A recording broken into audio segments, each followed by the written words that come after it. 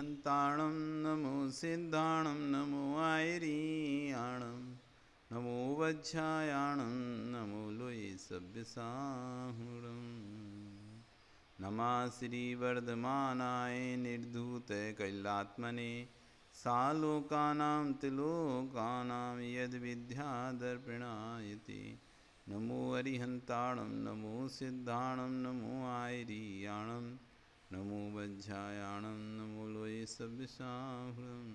अनंत अनंत से परमेष्टि भगवान की, आदिब्रह्म आदिनाथ भगवान की, वर्तमान शासन महावीर भगवान की, आचार्य गुरु श्री 108 समन्वत स्वामी महाराज की, आचार्य गुरु विश्व सागर जी महाराज की, अहिंसा में विश्व धर्म की।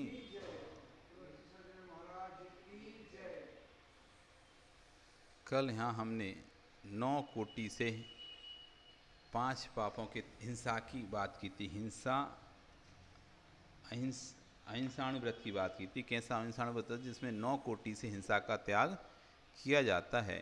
आज हम समझेंगे कि हिंसा कितने प्रकार की होती है, क्योंकि त्याग जिसको करना है पहले उसके बारे में समझना भी जरूरी है ना। त्याग कर दिया लेकिन पता नहीं है। अब आपने मान ली रात्रि भोजन त्याग कर दिया, लेकिन रात्रि भोजन क्या होता है ये नहीं पता, फिर त्याग कैसे कहलाएगा। ऐसे हमने हिंसा का त्याग कर दिया, अब हिंसा पता नहीं कि हिंसा कहाँ कैसी कैसी होती है, तो फिर त्याग किस तरह से हो पाएगा। तो कहते हैं 4 प्रकार की हिंसा होती है। सबसे पहले आरंभी हिंसा। आरंभ समझते हैं, घर गृहस्थी के कार्य करने को कहता है आरंभ। जो घर गृहस्थी कार्य के झाड़ू लगाना, पोंछा लगाना, साफ सफाई करता, पानी छानना, खाना बनाना, चूल्हा जलाना, चक्की चलाना, सिगड़ी जलाना आदि जो भी कार्य हैं वे सब क्या कहलाते हैं? आरंभी कार्य कहलाते। आरंभी हिंसा। दूसरी होती है विरोधी हिंसा।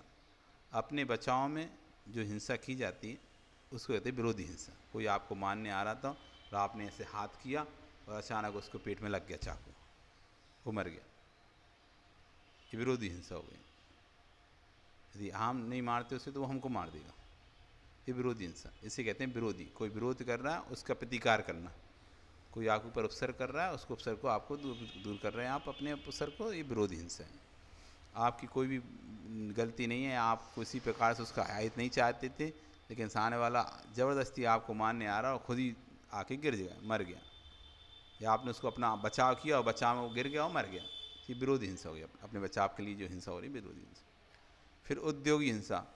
भोजन आदि करने के लिए पैसे की आवश्यकता, पैसे कमाने के लिए व्यापार की आवश्यकता होती है, तो व्यापार में ही फिर बहुत सारे उद्योग करते हैं। तो कोई कारखाना लगा रहा है, कोई कुछ कर रहा है, कोई कुछ कर रहा है, उससे भी अनेक प्रकार की हिंसा हो रही है। हमने धान का लगा लिया तो कितना पानी उपयोग हो रहा है इसमें, तो उद्योग हिंसा रही है। ये सब उद्योग हिंसा लिया है ना। तो अनेक प्रकार से व्यापार करने में हिंसा होती है, तो वो सब किस में आती है? उद्योगी हिंसा में।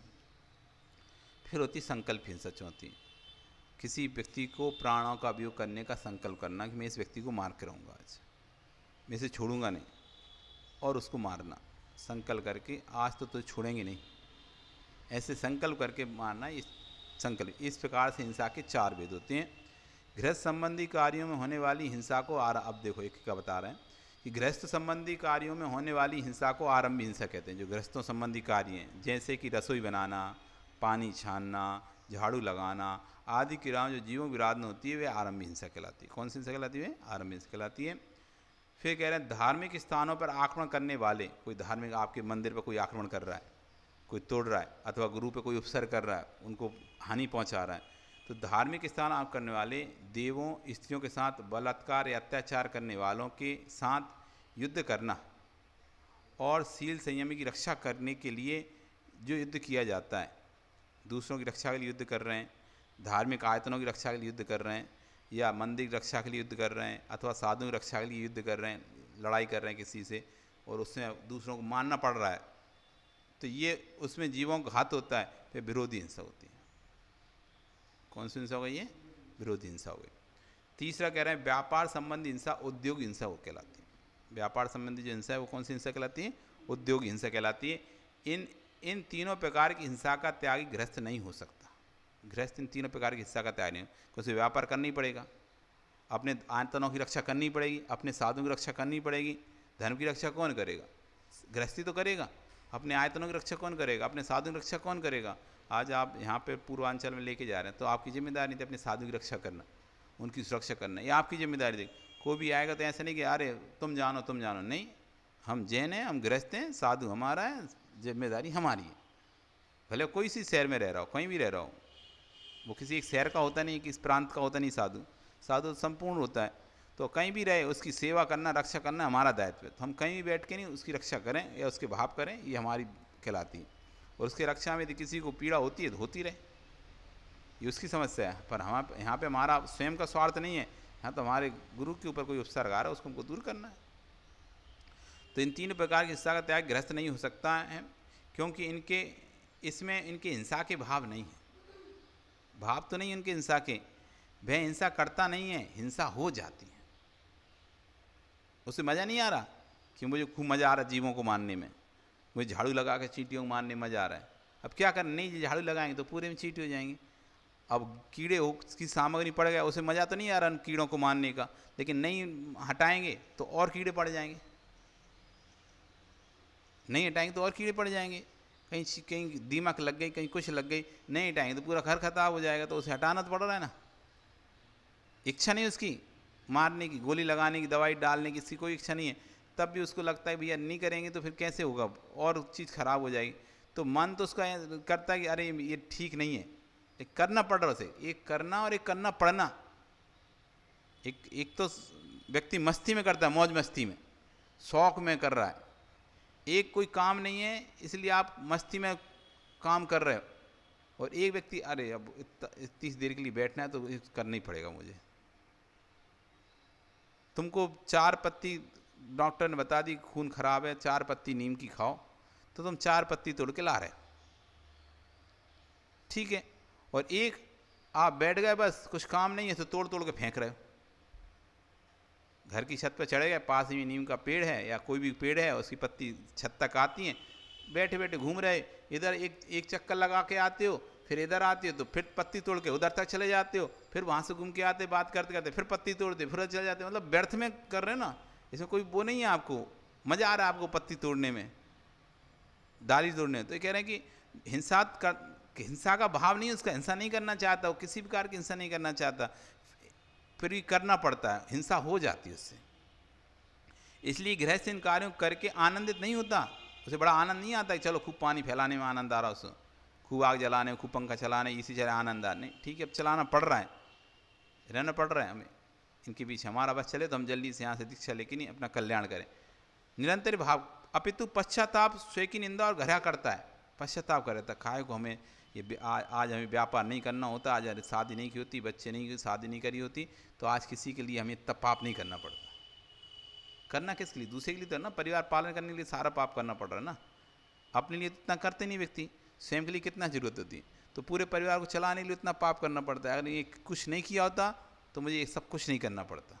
तो निंदा करता रहता अपने अंदर, पश्चाताप स्वयं की निंदा घृणा करता रहता है, निरंतर भावना करता है कि हे प्रभु वह सुअवसर कब आएगा कि जिस दिन सारे आरंभ परिग्रह आदि को छोड़कर अपने आप में रमण करूं और दिगंबर मुद्रा को धारण करूं। अंदर उसके यही भाव चलता रहता है, कब मैं महाराज बन जाऊं, कब मैं महाराज बन, कब ये सब झंझट संसार के झमेले से छूटूं। फंस गया, ध्यान विवेक नहीं था और बुद्धि नहीं लगाई तो उस समय अच्छा लग रहा था, ये फंस गया, लेकिन अब मुझे नहीं करना, मुझे तो महाराज बनना है, ऐसा भाव जो मन में भात रहता है। पंडित आचार्य जी ने लिखा है कि मुनि धर्म के अनुरागी गृहस्थ धर्म का कथन इस प्रकार किया मुनि धर्म के अनुरागी गृहस्थ धर्म का कथन इस प्रकार किया, और अन्यत्र भी लिखा है कि जिसके हृदय में मुनि धर्म के प्रति अनुराग नहीं है, जिस गृहस्थ के अंदर मुनि के प्रति अनुराग नहीं है, मुनि धर्म के प्रति अनुराग नहीं है, जिसके अंदर कभी मुनि बनने की भावना नहीं है, बस प्रतिमा लेके बैठ गया, प्रतिमाधारी हो गया, कभी मुनि बनने का भाव भी जिसके अंदर नहीं आ रहा है ना, धर्म कर रहा, खूब पूजा पाठ कर रहा है, लेकिन कभी इसके अंदर ये नहीं मैं मुनि बनूंगा या माता ही बनूंगा, मुनि बनने की भावना नहीं है, वह वास्तविक गृहस्थी नहीं है, गृहस्थ नहीं वो। गृहस्थ वही है जिसके अंदर ये भाव बार बार चलता रहे कि नहीं मुझे अपना कल्याण करना है, हिंसा मुझे अब कब तक करूँगा, मुझे एक दिन बंद करना है, सब परिग्रह मेरा बंद हो जाए, सब आराम साराम करना बंद हो जाए। अतः हिंसा के आरंभ से भयभीत गृहस्थ ही संकल्पी हिंसा का त्यागी होता है, जिसको कहते नहीं अपना भय है पाप का, वही संकल्प हिंसा का त्यागी हो पाता है। तथा आरंभ आदि हिंसा में भी अवृत्ति स्वयं मिथ्या दृष्टि समान आनंद का अनुभव नहीं करता। जैसे और व्यक्ति आनंद मनाते ना, वैसे आनंद नहीं बनाता, वो हिंसा होती है, उसे अच्छा नहीं लगता कि करना पड़ रहा है ये सब, कब कितने कपड़े धो, कितना पानी मुझे फैलाना पड़ रहा है, ये करना पड़ रहा है, काश ये नहीं धोना पड़ता, कुछ फैलाना पड़ता है, ऐसा सोचता रहता है। पर अपितु निंदा और घृणा करता हुआ वे वास्तव में ग्रस्त है। इस श्लोक में चर सत्व त्रस जीवों का सूचक है, अर्थात अहिंसा अनुवृत्ति तेज जीवों का संकल्प पूर्वक घात नहीं करता। जो त्रस यानी 2 इंद्रिय 3 इंद्रिय 4 इंद्रिय 5 इंद्रिय को कहते हैं त्रस जीव, इन त्रस जीवों का संकल्प पूर्वक घात नहीं करता। इसका तात्पर्य यह हो कि स्थावर का संकल्प पूर्वक घात करता है। स्थावर का तो संकल्प पूर्वक घात करेगा, पानी छानने ही संकल्प, मुझे पानी छानना है, मुझे आग जलाना है, मुझे पंखा चलाना है, मुझे ज़मीन खोदना है, मुझे मकान बनाना है, मुझे घर बनाना है, तो ये संकल्प पूर्वक कर रहा है ना। इसमें स्थावर हिंसा का तो हो रही ना, पानी लगा ही रहा है, अनछना पानी उपयोग कर रहा है, पृथ्वी खोद रहा है तो पृथ्वी का उपयोग कर रहा है। जैसे फूल तोड़ना, फल तोड़ना, पानी छानना, पंखा चलाना, ज़मीन खोदना आदि, ये सब आ जाता है। यद्यपि फूल तोड़ने, जमीन खोदने, पंखा चलाने में 6 काय के जीवों की विराधना हो सकती है, परंतु उसका संकल्प पुष्प तोड़ने का है, पानी छानने आदि का है, त्रस घात का नहीं है। जैसे छील रहा था आम, फल, ककड़ी आदि, उसमें स्थित लट आदि जीवों का भी घात हो सकता है, परंतु उसका संकल्प को मानने का नहीं है। जैसे आप कोई भिंडी बना रहे हैं, कोई सब्जी बना रहे हैं, उसके अंदर इल्ली मिल्ली हो तो कभी कभी कट जाती ना, चाकू से मर जाती। आप दरवाज़ा बंद कर रहे थे, कोई छुपकली या कोई भी कीड़ा उसकी दराज में उसमें था, आपने बंद कर दिया, मर गया, चिपक के मर गया, दब के मर गया।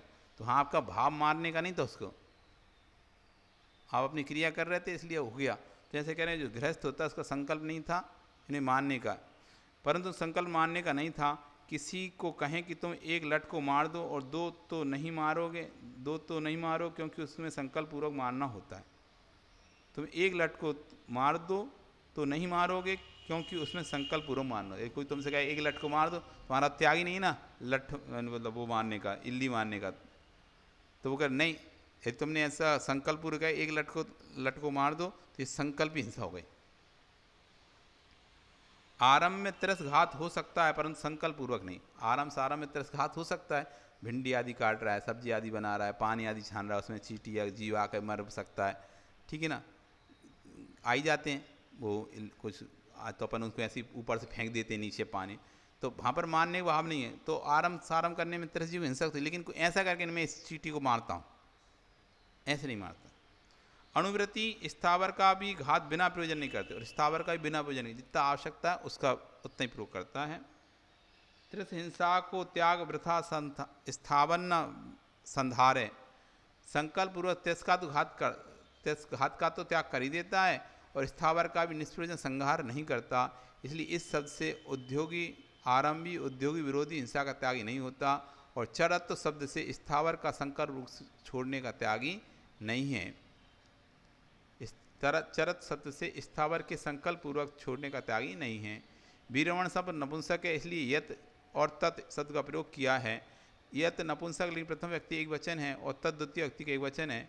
निपुण का अर्थ चतुर व ज्ञानी होता है, यहाँ निपुण का अर्थ 4 ज्ञान के धारी गणधर है, अर्थात मैं नहीं कह रहा ये सब बातें, इस ने कही है 4 ज्ञान के धारी गणधर परिनिष्ठ नहीं कही ये बातें, नहीं तुम कहो हम कह रहे हैं अपने मन से, हम अपने मन से कुछ भी नहीं बोल रहे। आज के संत होमी क्या कह रहे हैं, हम अपने मन से कुछ नहीं बोल रहे, ये भगवान ने कही ये बातें, गणधर परमिष्टि ने कही है, भगवान से सुनी गणधर परमिष्टि हमको बताई हैं ये बातें।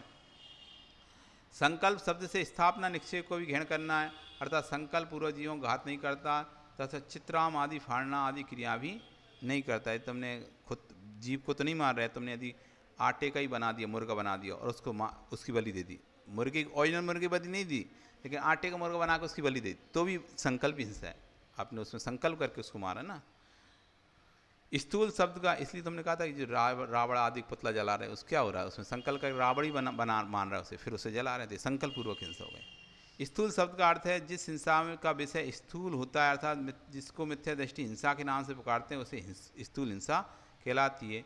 जिसके अनंतानुबंधी क्रोध मान माया लो अप्रत्यख्यान क्रोध मान अमलो, ये 8 कसाएँ शांत हो गई हैं, जिसका हृदय करना से उत्प्रोत है, मन वचन से काय से तथा कृत का अनुमोदना से 2 इंद्रिय आदि जीवों के द्रव्य और भाव प्राणों घात नहीं करता, उसे अहिंसाणु अणुगत कहते हैं। इस तरह से आज हमने 4 प्रकार की हिंसा के बारे में समझा। कल हम अहिंसा अणुव्रत में किस तरह से दोष लग सकते हैं, अत्याचार लग से उनको बताएंगे। नमो हिंताण, नमो सिद्धाण, नमो आर्याण।